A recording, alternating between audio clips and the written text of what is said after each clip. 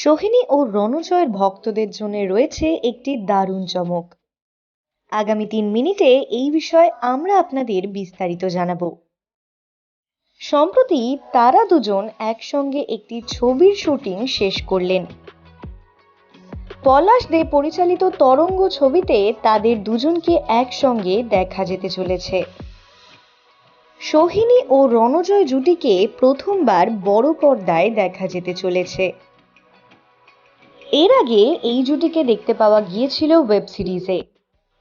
Judgement day এবং breakup স্টোরিতে তাদের দুজনকে একসঙ্গে অভিনয় করতে দেখা গেছিল। তবে এবার প্রথমবার তাদের দুজনকে একসঙ্গে পর্দায় দেখা যেতে চলেছে। এই বাস্তব জুটি প্রথমবার বড় পর্দায় ধরা দিতে চলেছে। তারা যে একসঙ্গে এই ছবিতে অভিনয় করতে চলেছেন তা তারা প্রথমে জানতেন না, এমনটাই জানিয়েছেন সোহিনী ও রণজয়।